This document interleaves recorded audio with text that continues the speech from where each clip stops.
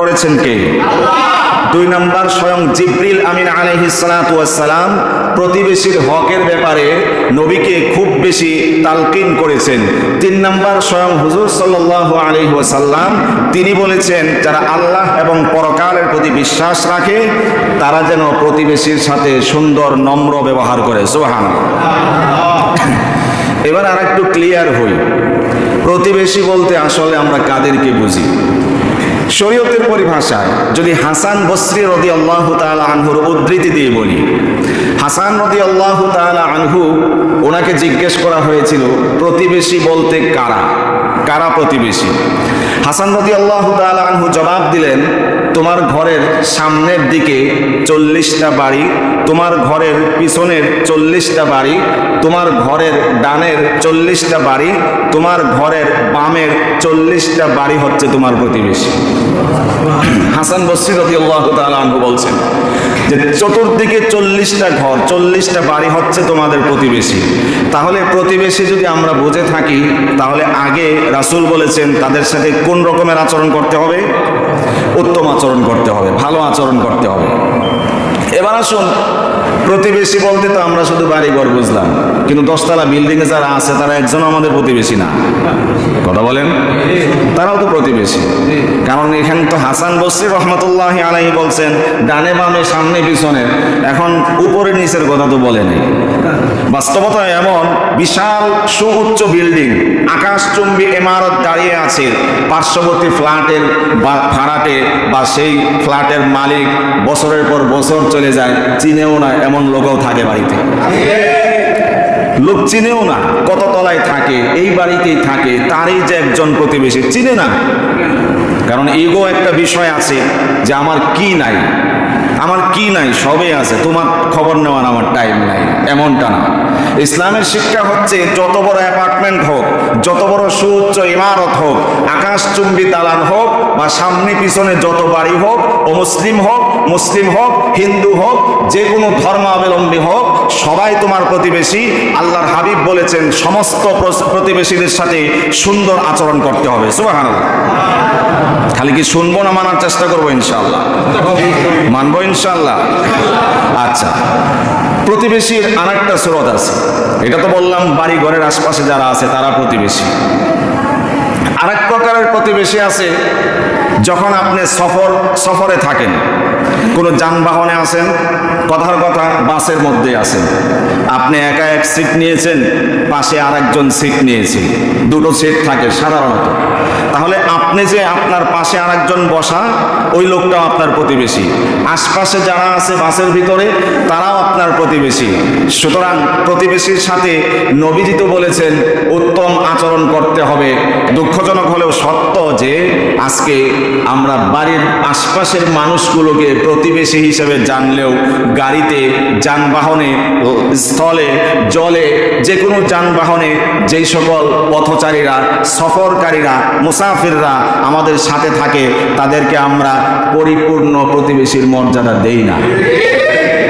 যদি তাই না হয়, যখন বাসের প্রতিবেশীগুলো ইয়াং জেনারেশনের একটা গ্রুপ থাকে বিভিন্ন জায়গাতে, আমার কষ্ট হয়, ওরা শিক্ষিত পার্সন এবং শিক্ষায় শিক্ষিত হয়, কিন্তু তাদের তো ন্যূনতম পারিবারিক শিক্ষা যেটি আছে, মুরব্বীদের সাথে শালীন আচরণ, শালীন বাক্যচয়ন এবং আশপাশে যারা প্রতিবেশী আছেন তাদের সাথে সুন্দর আচরণ, অমলিন আচরণ, এগুলো তো পারিবারিক শিক্ষা। কথা বলেন, এগুলো তো ঘর থেকে শিক্ষা দেওয়া হয়। আমি আরেকটু খুলে যদি বলি, আমি স্কুলের কিছু ছাত্রদেরকে মেন করছি, যারা অনেক সময়, সবাইকে না, সব প্রতিষ্ঠানকে আমি দায়ী করছি না, সব স্টুডেন্ট বা শিক্ষার্থীকে আমি দায়ী করছি না। অনেক সময় লক্ষ্য করবেন মুরব্বীরা বসা, একজন ভদ্র শালীন পোশাকে আবৃত মহিলা বসা, মায়ের বয়সী, বোনের বয়সী, তার পাশে চারপাশে বসে 2-3 জন বন্ধু মিলে উচ্ছৃঙ্খল একটা পরিবেশ তৈরি করে দেয়। এটা দেখলে খুব কষ্ট হয়, কিছু বলাও যায় না। যদি বলে ছাত্র, আমি যদি বলে ছাত্র, তাহলে তো ভাড়াও কমে যায়। কথা বলেন, আমি তিরস্কার বা ইনসাল করছি না, শিক্ষার্থীদের অবশ্যই অগ্রাধিকার দেওয়ার দরকার আছে না নাই? কিন্তু তোমার এই অগ্রগতি দিয়ে মানুষকে কষ্ট দেওয়া ইসলাম এটা এলাও করে না। তোমার শালীনতা বজায় রাখতে হবে, শালীন ব্যক্তিদের সাথে বসেছো, এটা তোমার বাসা বাড়ি না, যা মন চা তাই করবা, বন্ধু বান্ধবের সামনে বকা দিবা, খারাপ বাক্য চয়ন করবা, এগুলো আদর্শিক দিক না, বরং অনাদর্শিক দিক। কথা বলেন, এগুলো পরিহার করা চাই। আর এক প্রকারের, ওটা সুশীল না কুশীল বললে যথোপযুক্ত শব্দ চয়ন হবে আমার জানা নাই। আপনি বসছেন, মুরব্বী হন আর যেই হন, যেই লোক সিগারেট খায় না সেই লোক সিগারেটের ধোঁয়া সহ্য করতে পারে না। একটু জোরে বললে আমি বিশ্বাস করব। ভাই, পাবলিক প্লেস এটা, এখানে তুমি সিগারেটের ধোঁয়া উড়িয়ে কোন বাহাদুরি প্রকাশ করছো? এটা কোনো ক্রেডিট না, কৃতিত্ব না, বাহাদুরি না, শালীনতা না, ভদ্রতা না। কথা বলেন, এটা কোনো রকমের ভদ্রতা না। যদি খেতেই হয়, তোমার তো আমি জোর করে বন্ধ করতে পারবো না, খায়ও না, খায়ও না, খায়ও না। যদি বন্ধ করতে পারতো ওই মুফতি সাহেবই পারতো। কোন মুফতি সাহেব? ওই যে চিত্র সহকারে যে ফতোয়া দেওয়া থাকে প্যাকেটের গায়ে, তিনি এটাকে বন্ধ করার জন্য অগ্রণী ভূমিকা পালন করতে পারতেন। তার এই সবক দিয়ে, মেসেজ দিয়ে, বার্তা দিয়ে, এই ফতোয়া দিয়ে যে এটা মৃত্যুর কারণ, ক্যান্সারের কারণ, খায়ও না, যদি বন্ধ করা সম্ভব হতো তাহলে সে বন্ধ করতে পারত। পৃথিবীর কোনো পণ্যের গায়ে এই কথা লেখা থাকে না যেটা খাবেন না, বরংস ভালো একটা খাবার 2 দিন আগে মেয়াদ উত্তীর্ণ হয়েছে, 2 দিন আগে মেয়াদ শেষ হয়েছে, ওই প্যাকেটের পণ্যটা আপনি কিনেন নাকি? কি সমস্যা? 2 দিন আগে যেটা ভালো ছিল আজকে তো খারাপ হওয়ার কথা না। শুধুমাত্র 1-2 দিন ওভার হওয়ার কারণে, মেয়াদ উত্তীর্ণ হওয়ার কারণে সেটাকে আপনি ঘৃণা করছেন, ডিনাই করছেন, কিনছেন না, ক্রয় করছেন না। আর যেই প্যাকেটের মধ্যে সবটির গায়ে লেখা থাকে মৃত্যুর কারণ, ক্যান্সারের কারণ, সেটাও যদি আমরা খাই তাহলে আমাদেরকে স্বয়ং জিবরিল ছাড়া আর কেউ বোঝাইতে পারবো না। মনে হয় না সম্ভব। কষ্ট নিয়েন না যে হুজুরে খালি এগুলাই বলে। আমি আপনার ভালোর জন্যই বলছি। চোখ বন্ধ করে খেয়াল করেন যে সবগুলো কথা আপনার পক্ষের কথা। এটা আপনাকে ক্ষতি করে, এটা আপনার ক্ষতি করে। সিগারেটের ধোঁয়া ওড়ায় এই যে প্রতিবেশী, বাসের প্রতিবেশীগুলো, তো সিগারেটের ধোঁয়া উড়িয়ে প্রতিবেশীকে কষ্ট দেওয়াটা জায়েজ? জায়েজ নাই। বাসে যারা আছে, যানবাহনে যারা আছে, তারা আপনার প্রতিবেশী, তাদেরকে কষ্ট দেওয়া নিষেধ করেছেন স্বয়ং রাসূলুল্লাহ সাল্লাল্লাহু আলাইহি ওয়াসাল্লাম। নবীজি বলেছেন, মান কানা ইউমিনু বিল্লাহি ওয়াল ইয়াউমিল আখির ফালা ইউজি জারাহু। ওই একই রকমের হাদিস, শুধু শেষের অর্থটা একটু ব্যতিক্রম। যারা আল্লাহ এবং পরকালের প্রতি বিশ্বাস রাখে সে যেন তার প্রতিবেশীকে কষ্ট না দেয়। তাহলে বিড়ি সিগারেটের ধোঁয়া উড়াইয়া বাসের প্রতিবেশীকে কষ্ট দেওয়া ঠিক হবে না। তো কষ্ট দেওয়ার ধরনগুলো অনেক রকম হয়ে থাকে। প্রতিবেশীকে কষ্ট দেয়, আপনি মনে করতেছেন শুধু ঝগড়া করে, বিবাদ করে, কাইজা করে, এটাই ঝগড়া, এটাই কষ্ট দেওয়া, এমন না। এক রকমের প্রতিবেশী আছে, মনে করেন মহিলা, আমাদের মা, আমাদের চাচি, আমাদের বোন, কেউ রান্না করে, রান্না করতেছে, ওই এলাকার এক ছেলে, এক লোক মনে করেন ওদিক দিয়ে যাইতেছে, জানালাতে দেখা যায় বেড়ি রান্না করতেছে, চান্স পাইছে, ভাবি কেমন আছেন, আছে না নাই? এই এলাকা না থাকলেও জানি তো, সেই জানা থেকে আমি বলতেছি। মহিলা মানুষ দেখছি কুরকুরানি, ভাবি কেমন আছেন, মানে খালি ঘরে একলা রান্না করতেছে। একটা মা যার ইজ্জত আব্রু আছে, যার ভিতরে গায়রাত আছে, আত্মমর্যাদা বোধ আছে, সেই মানুষটা কিন্তু যখন এইভাবে একটি কথা থ্রো করা হয়, ভাবি কেমন আছেন, যদি তার ভিতরে গায়রাত থাকে, আত্মমর্যাদা বোধ থাকে, সে এই কথাটাকে হজম করতে পারে না, অবশ্যই তার জন্য এটা কষ্টের কারণ হয়ে দাঁড়ায়। তো ভাবি কেমন আছে তোমার জানার দরকার কি? ভাই কেমন আছে জিজ্ঞাসা করো গিয়া। বেটি রান্না করতেছে এখানে, একলা মানুষ, এখানে খোঁজ খবর নিতে আইছে, জায়েজ আছে নাকি? জোরে বলেন, জায়েজ নাই। তো উকি মেরে, জানালা দিয়ে উকি দিয়ে বা এই ধরনের ইপটিজিং করে কথোপকথন করা, এটাও প্রতিবেশীকে কষ্ট দেওয়ার নামান্তর। কথা বলেন। আর এক রকমের প্রতিবেশীকে কষ্ট দেওয়া, সেটা হচ্ছে আপনার বাড়ির ময়লা সব ওই বাড়ির মানুষের সামনে গিয়ে ফেলানো। এমন নাই সমাজে? নিজের বাড়ির ময়লা পরিষ্কার করে নিজের বাড়ি, কিন্তু ময়লাগুলো ফেলায় দেয় কোন জায়গায়? আরেক বাড়ির সামনে নিয়ে ফেলায়। অথবা উঁচা বিল্ডিং আছে, ওখান থেকে ময়লা জানালাতে ছাড়ে, বাচ্চারা ছাড়ছে, চিপসের প্যাকেট, বিস্কুটের প্যাকেট ছাড়ছে, ওরা তো বুঝে না, আপনি তো বুঝেন, আমরা তো বুঝি। উচিত তো ছিল যে প্রতিবেশী কষ্ট পেতে পারে, যেই ময়লাটা আমার ঘরে আমি সহ্য করি না, সেই ময়লাটা যদি অন্যের ঘরের সামনে ফেলে রাখি, সেও তো কষ্ট পাবে। নবীজি বলেছেন, ফালা ইউজি জারাহু, প্রতিবেশীকে কষ্ট দেওয়া যাবে না যারা আল্লাহর প্রতি বিশ্বাস রাখে এবং পরকালের প্রতি বিশ্বাস রাখে। আর একটা কমন কষ্ট, রাস্তা আটকে, পথ আটকে প্রতিবেশী আর এক প্রতিবেশীকে কষ্ট দেয়। জোরে বলতে হবে। রাস্তাটা তো একজনের দরকার না, সবার দরকার আছে না? বাড়ি ঘরে আগুন লাগছে, ফায়ার সার্ভিসের গাড়ি কোন দিক দিয়ে নেবেন? রাস্তা তো বন্ধ করে দিয়েছেন যে তোরে আটকে দেখছি, তোরে যাইতে দিব না। বিপদ এমনই পড়েছেন, একদিন আপনার বাড়িতে দাও দাও করে আগুন প্রজ্বলিত হয়েছে, সেদিন বাড়ির ভিতরে গাড়ি ঢুকবে দূরের কথা, ফায়ার সার্ভিসের পানির পাইপটা পর্যন্ত ঢুকে না। নিজের পায়ে নিজে কোড়াল মারছে, অতি চালাকের জোরে বলেন রাস্তা ছাড়ে না। এরপরে মারা তো একদিন যেতে হবে, সন্দেহ আছে নাকি? যদি হাসপাতালে মারা যেতে হয়, ওই যে সুন্দর রাজপ্রাসাদ, বিলাসবহুল বাড়ি, আকাশচুম্বী বাড়ি, ইমারত, দালান নির্মাণ করে গিয়েছেন, ওটার ধারে কাছে আর যাইতে পারবেন না, মানে অ্যাম্বুলেন্স ঢুকবে না, আপনারা কান্দে করে নেবে। ওই রকম দরদি মানুষ এখন খুব কম আছে। মরার সাথে সাথে কয় তাড়াতাড়ি তাড়াতাড়ি তাড়াতাড়ি দাফন কর, কথা বলেন, মরে গেলে আর দাম নাই। তুই যে আরেকজনের জন্য ক্ষতি করার জন্য রাস্তা আটকে দিয়েছেন, রাস্তা বন্ধ করে দিয়েছেন, এই যে অবাক পরিণাম। হাসপাতালে যদি মারা যান, লাশ তো অ্যাম্বুলেন্সে আসবে, কিন্তু আপনার ওই বাড়ির সীমানাতে লাশ যাবে না, অন্য কারো বাড়ির সামনে দাঁড়িয়ে থাকতে হবে, অথবা অন্য কোনো মসজিদে অথবা অন্য কোনো রাস্তাঘাটে দাঁড়িয়ে থাকতে হবে, শুয়ে থাকতে হবে, সেখানেই গোসল দেওয়া হবে। এই জন্য রাস্তা ছাড়ার দরকার আছে না নাই? আল্লাহর হস্তে এই ভুলটা কেউ করেন না। আপনাদের সাথে আমার আক্রোশ নাই, দ্বন্দ্ব নাই, কারোর সাথে ক্ষোভ নাই, রাগ নাই, স্বার্থ নাই, শর্ত নাই, আমার এখানে বাড়ি ঘর নাই। আপনার ভালোর জন্য, আপনাদের ভালোর জন্যই বলে যাচ্ছি, একটু রাস্তার জন্য দ্বন্দ্ব বয়ে আনবেন না, একটু রাস্তার জন্য প্রতিবেশীর সাথে আক্রোশ প্রদর্শন করবেন না, একটু রাস্তা না ছাড়তে গিয়ে প্রতিবেশীকে কষ্ট দিবেন না। রাসূল নিষেধ করেছেন, রাসূল নিষেধ করেছেন। কেন নিষেধ করেছেন? এটা মরলে বোঝা যায়, আগুন লাগলে বোঝা যায়, বিপদ আপদ আসলে বোঝা যায়, রাস্তায় নাই যাবে কোন দিক দিয়ে। এই জন্য নিজে নিজে ক্যালকুলেশন করেন যে বাড়ি তো করছি, রাস্তা ছাড়ার দরকার আছে না, এটা নিজেরটা নিজে ক্যালকুলেশন করবেন। আচ্ছা, আর কিভাবে কষ্ট দেওয়া হয়? আরেকটা কমন, এটা বলি, গান বাজনা কইরা প্রতিবেশীকে কষ্ট দেয়। এটা মনে হয় সবার কমন পড়ে নাই, এখন তো এই কষ্টটা কম পান মনে হয়, এজন্য আওয়াজ নাই আপনাদের। এক ঘর থেকে ডেস্কটপ বাজে, সাউন্ড বক্স বাজে, উন্মাদ হয়ে যুব সম্প্রদায় বিকট আওয়াজে এমন এমন অশ্লীল নৃত্য আর গানের আয়োজন করে, প্রতিবেশীর ঘরে ঘরে অশান্তির আগুন দাউ দাউ করে জ্বলে। তাদের অত্যাচারে অতিষ্ঠ হয়ে শিশু সন্তান ঘুমাতে পারে না, লাফ দিয়ে উঠে, মা ঘুমাতে পারে না, অসুস্থ বাবা ছটফট করে।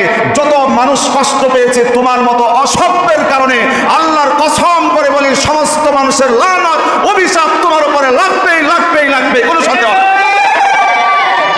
আমি এত চিৎকার করার পরেও এখনো রাত 2টা বাজে, কোত্থেকে বোম্বিং এর আওয়াজ আসে? এত আওয়াজ করার পরেও এখনো আমার কাছে কেন কমপ্লেন আসে?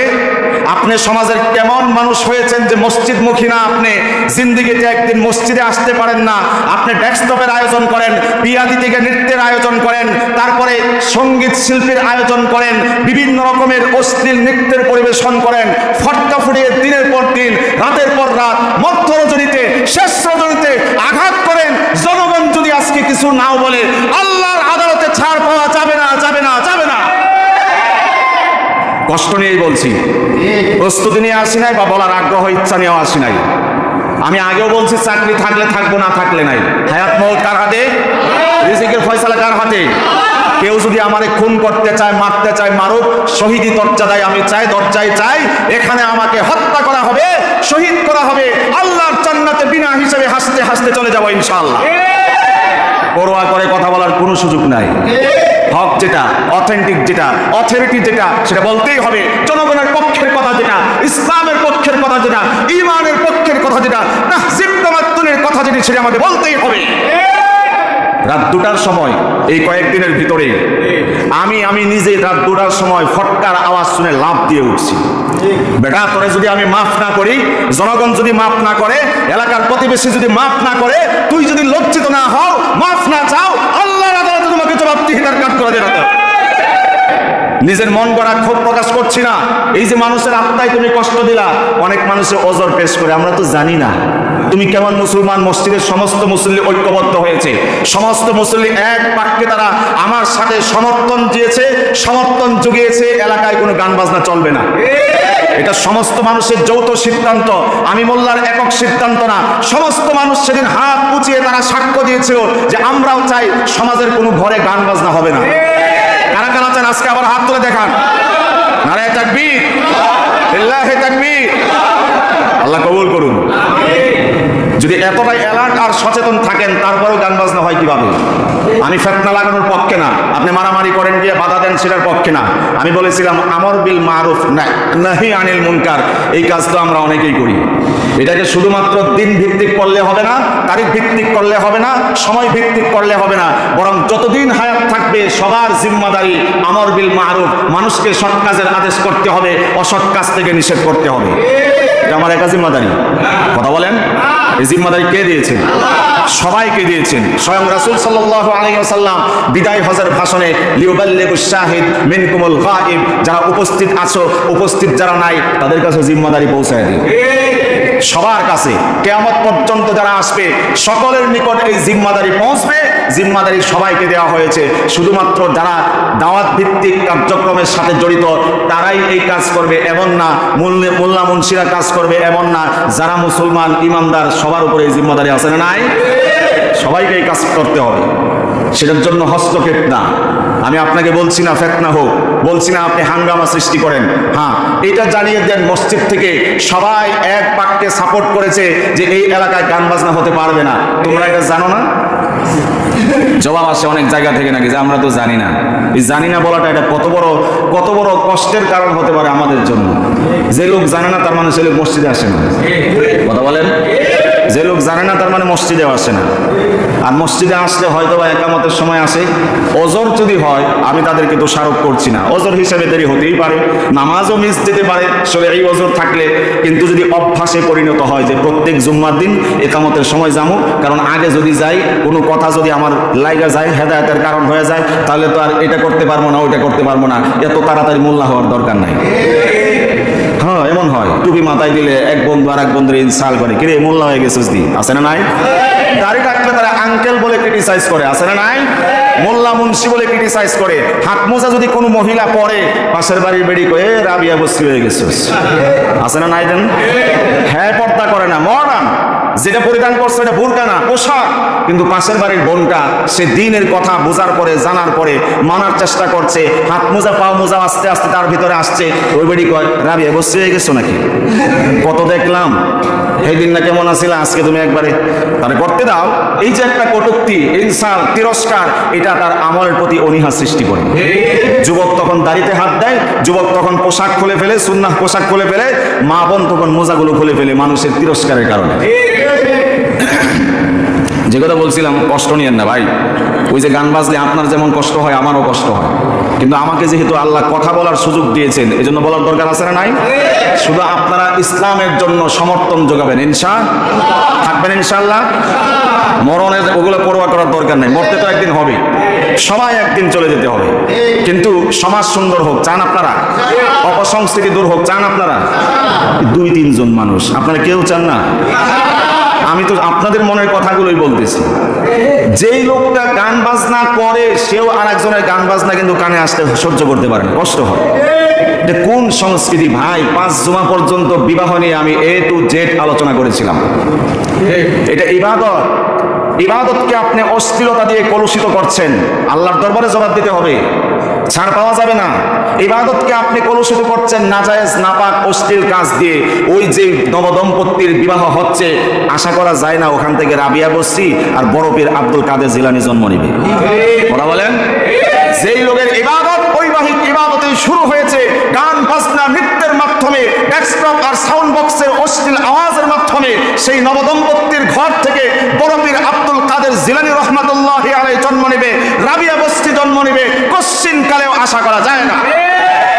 তসলিমা নাসরিন আশা করা যায়, পরিমণি আশা করা যায়, অসভ্য নৃত্য শিল্পী আশা করা যায়, টিকটকার আশা করা যায়। কারণ যাত্রা শুরুই হয়েছে অশ্লীলতা দিয়ে। আল্লাহ যদি নারাজ হয়ে যান, তুই ইবাদত অশ্লীলতা দিয়ে নষ্ট করছো, তোর ঘর থেকে অশ্লীল সন্তান আমি দান করলাম। মানুষ খারাপ হয়ে যায় কেমনে? ছোট বাচ্চার কথা একটু কল্পনা করুন তো। আমরাও তো একসময় অবুঝ ছিলাম, নিষ্পাপ, বেগুনা, মাসুম ছিলাম। সেই সময়টার কথা একদিন কল্পনা করেন তো। আমি বাচ্চাদের দিকে তাকালে অনেক সময় এই জিনিসটা খেয়াল করি, আমি নিজে নিজে কল্পনা করি যে এই মানুষটাই তো একদিন এলাকার মেম্বার হবে, চেয়ারম্যান হবে, জজ হবে, ব্যারিস্টার হবে। আজকের শিশু আগামী দিনের, এরাই তো আগামীর ভবিষ্যৎ হবে। এই বাচ্চাটাই তো একদিন হয়তোবা সৎ পথে থাকবে, অথবা অসৎ পথে গিয়ে চাঁদাবাজি করবে, দুর্নীতিবাজি করবে। টেন্ডারবাজি করবে, মানুষের গলায় ছুরি থেকে অস্ত্র থেকে মানুষের ইজ্জত সম্ভ্রম বিপন্ন করবে। এটাই তো, কিন্তু ছোট্টবেলায় এটা কে কল্পনা করতো যে তার দ্বারা এটাই হবে? এটার জন্য বাবা মার কিন্তু আমলের অনেক সময় ঘাটতি থাকে। এই জন্য আবারও বিনয়ের সুরে বলছি, আল্লাহর ওয়াস্তে যারা করছি তওবা করুন, আল্লাহর সাথে আল্লাহর কাছে মাফ চান। আর আমার কাছে যদি বলেন যে হুজুর আপনি আমার পক্ষ থেকে সব মুসল্লিদের কাছে ক্ষমা চেয়ে নেন, আমি আপনার পরিচয়ও দেব না, আমি আপনার পক্ষ থেকে সব মুসল্লিদের কাছে ক্ষমা চেয়ে নেব, আপনারা ক্ষমা করবেন না? জোরে বলেন। আচ্ছা, আমরা যে কথার দিকে এগোচ্ছিলাম, সমাজকে প্রতিবেশীকে কষ্ট দেওয়া যাবে, আর যারা কষ্ট দেয় আল্লাহর হাবিব সাল্লাল্লাহু আলাইহি ওয়াসাল্লাম তারা ঈমানদার না। রাসূলের ভাষ্য অনুযায়ী তারা ঈমানদার না। নবীজি 3 বার কসম করে বলেছেন, ওয়াল্লাহি লা ইউমিনু, ওয়াল্লাহি লা ইউমিনু, ওয়াল্লাহি লা ইউমিনু। আল্লাহর কসম ওই ব্যক্তি ঈমানদার না, আল্লাহর কসম ওই ব্যক্তি ঈমানদার না, আল্লাহর কসম ওই ব্যক্তি ঈমানদার না। ওয়ামান ইয়া রাসূলুল্লাহ, সাহাবীরা জিজ্ঞাসা করলেন, ইয়া রাসূলুল্লাহ কোন ব্যক্তি ঈমানদার না, কি কারণে ঈমানদার না একটু বলেন। হুজুর সাল্লাল্লাহু আলাইহি ওয়াসাল্লাম জবাব দিলেন, আল্লাযী লা ইয়ামানু জারুহু বাওয়াইকাহু, যেই লোক তার প্রতিবেশীকে কষ্ট দেয় সেই লোক ঈমানদার না। নাউজুবিল্লাহ বলেন। যেই লোক তার প্রতিবেশীকে কষ্ট দেয়, যেই প্রতিবেশী যে ব্যক্তির হাত থেকে, জবান থেকে ইত্যাদি থেকে নিরাপদ না, অনিষ্টতা থেকে, ক্ষতি থেকে নিরাপদ না, রাসূল 3 বার কসম করে বলেছেন ওই লোকটা ঈমানদারই না।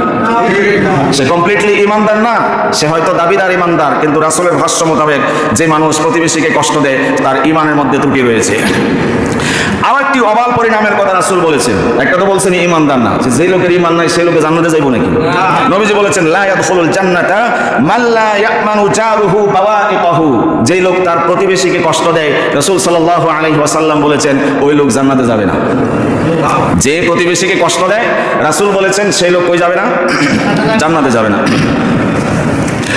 এক মহিলার ব্যাপারে এক সাহাবী রাদিয়াল্লাহু তাআলা আনহু হুজুর সাল্লাল্লাহু আলাইহি ওয়াসাল্লামের দরবারে মাসআলা তালাশ করার জন্য আসলো। ইয়া রাসূলুল্লাহ, ইয়া হাবিবাল্লাহ, এক মহিলা খুব বেশি নফল নামাজ পড়ে, রোজা রাখে, 2 হাত ভরে মানুষকে দান সদকা করে। সমস্যা কি? সমস্যা হলো নামাজ পড়ে, রোজা রাখে, 2 হাত ভরে মানুষকে দান সদকা করে, অথচ সে জবান দিয়ে তার প্রতিবেশীকে কষ্ট দেয়। তার ব্যাপারে হুকুম কি? বিশ্ব নবী বলেছেন, যেই মহিলা অনেক বেশি ইবাদত করে, নামাজ পড়ে, রোজা করে, 2 হাত ভরে দান করে, কিন্তু জবান হেফাজত করে না, জবান দিয়ে তার প্রতিবেশীকে কষ্ট দেয়, আল্লাহর হাবিব বলেছেন ওই মহিলা এত ইবাদত করার পরেও জাহান্নামে যাবে। নাউজুবিল্লাহ। সাহাবী জিজ্ঞাসা করলেন, ইয়া রাসূলুল্লাহ, ইয়া হাবিবাল্লাহ, যেই মহিলা ইবাদত কম করে, নামাজ কম পড়ে, এমন কি রোজাও কম রাখে, খুব বেশি ইবাদত বন্দেগী করে না, দান সদকাও খুব বেশি করে না, 2 টুকরা পনির দান করে, তার ব্যাপারে হুকুম কি? আল্লাহর হাবিব বলেছেন, যেই মহিলা অল্প দান করে, অল্প নামাজ পড়ে, অল্প রোজা করে, কিন্তু জবান দিয়ে মানুষকে কোনো সময় কষ্ট দেয় না, প্রতিবেশীকে কষ্ট দেয় না, ওই ব্যক্তি, ওই মহিলা কম আমল করার পরেও আল্লাহর জান্নাতে চলে যাবে। আমল কম কিন্তু জবান সেফ আছে, জবান দিয়ে প্রতিবেশীকে কষ্ট দেয় না, যাবে কোথায়? আর নফল আমল অনেক ছিল, নামাজ নফল অনেক ছিল, রোজা নফল অনেক ছিল, দান সদকাও করতো 2 হাত ভরে ভরে, হাদিসে এইভাবে আসছে 2 হাত ভরে দান করতো, কিন্তু জবান সেফ করতো না, জবান দিয়ে তার প্রতিবেশীকে কষ্ট দিত, আঘাত দিত। বিশ্বনবী বলেছেন এত আমল করছে ঠিক আছে, কিন্তু জবান দিয়ে তার প্রতিবেশীকে কষ্ট দেওয়ার কারণে যাবে জাহান্নামে। নাউজুবিল্লাহ। মনে মনে কইবেন আমরা পাইছে গেলাম, মহিলা করে না কইছে আল্লাহর হাবিবে যে হেরা বুঝি বেশি আমল করে কিন্তু মানুষকে কষ্ট দেয় জবান দিয়ে, তাইলে জাহান্নামে যাবে। পুরুষের কথা তো কয় নাই, এমন নাকি বিষয়টা? সব তো আগের হাদিসেই চলে আসছে, যে তার প্রতিবেশীকে কষ্ট দেয়, সে পুরুষ হোক, লেডিস হোক, আর মহিলা হোক, পুরুষ হোক, যাই হোক, আপনার যদি প্রতিবেশীকে কষ্ট দেয় যাবে কোথায়? জাহান্নামে যাবে। রাসূল বলেছেন তার জন্য জান্নাত হারাম। এবার আসুন শর্ট করে শেষ করে দিচ্ছি। খারাপ আচরণ যদি কেউ করেই, প্রতিবেশী খারাপ আচরণ করতে পারে না, কারণে অকারণে করতেই পারে, তাহলে নববী শিক্ষাটা কি, সবকটা কি, মেসেজ বা বার্তাটা কি? রাসূল বলেছেন সিলমান কাতাআকা ওয়াফু আম্মান যালামাকা ওয়া আহসিন ইলা মান আসাআ ইলাইকা, যে মানুষ তোমার সাথে খারাপ আচরণ করছে, কষ্ট দিয়েছে, তুমি তার সাথে ভালো আচরণ করো। সুবহানাল্লাহ। জোরে বলেন সুবহানাল্লাহ। যে তোমাকে কষ্ট দেয় রাসূলের সিদ্ধান্ত সিলমান কাতাআকা, সম্পর্ক যে তোমার থেকে ছিন্ন করেছে তার সাথে তুমি সম্পর্ক জোড়াও। ওয়া আহসিন ইলা মান আসাআ ইলাইকা, খারাপ আচরণ যে করেছে, খারাপ ব্যবহার করে কষ্ট দিয়ে দিয়েছে, রাসূল বলেছেন তুমি তার সাথে ভালো আচরণ করো। সুবহানাল্লাহ। আরেকটা বিষয়, এখন আমরা ভালো না মন্দ এটা কে জানে? আমরা জানারও একটা মাপকাঠি আল্লাহর হাবিব তুলে ধরেছেন। রাসূল সাল্লাল্লাহু আলাইহি ওয়াসাল্লামের কাছে এক সাহাবী এসে বলতেছে, ইয়া রাসূলুল্লাহ, আমি মানুষটা ভালো না মন্দ এটা বুঝবো কেমনে? হুজুর সাল্লাল্লাহু আলাইহি ওয়াসাল্লাম জবাব দিলেন, ইযা সামি'তা জিরানিকা ইয়াকুলুনা আন ক্বাদ আহসানতা ফাকাদ আহসানতা, তুমি তোমার প্রতিবেশীর কাছে খবর নাও, তোমার অনুপস্থিতিতে তোমার প্রতিবেশী তোমার নামে সুনাম কয় না বদনাম কয়, এটা তালাশ করো। রাসূল বলছেন, যদি তোমার আড়ালে অনুপস্থিতিতে তোমার প্রতিবেশী তোমার জন্য সুনাম করে, তোমার প্রশংসায় পঞ্চমুখ থাকে, তোমার ভালো দিকগুলো আলোচনা করে, তাহলে তুমি ভালো মানুষ। সুবহানাল্লাহ। আর যদি তোমার অনুপস্থিতিতে তোমার প্রতিবেশী তোমার বদনাম করে, তোমার খারাপ গুণগুলো মানুষের সাথে তুলে ধরে, তুমি আসলেই খারাপ লোক, এই যে মানুষের সাথে আলাপ আলোচনা করে, রাসূল সাল্লাল্লাহু আলাইহি ওয়াসাল্লাম বলেছেন, তাহলে বুঝে নিবা তুমি মানুষটা ভালো না, তুমি মানুষটা মন্দ। কিন্তু আমরা তো সবাই ভালো, খারাপ আছি নাকি কেউ? কথা বলেন। আরে সবাই ভালো। আমরা যখন মারা যায় জিন্দেগিতে আল্লাহর সিজদা দেয় না, ভোট চায়, লোকটা কেমন আছিল? সবাই বলেন জোর করে মানুষের মুখ খোলায়। কেমন আছিল? খাইতো সুদ, খাইতো ঘুষ, দুর্নীতিবাজ ছিল, সাদাবাজ ছিল, জুলুম নির্যাতনকারী ছিল, টেন্ডারবাজ ছিল, মানুষের আত্মসাৎ করতো সম্পত্তি, মানুষকে কষ্ট দিত সারাক্ষণ, নামাজ রোজা করতো না জিন্দেগিতে একদিনও। মারা গেছে, লোকটা কেমন ছিল? আবার বলেন কেমন ছিল? তিনবার বলেন কেমন ছিল?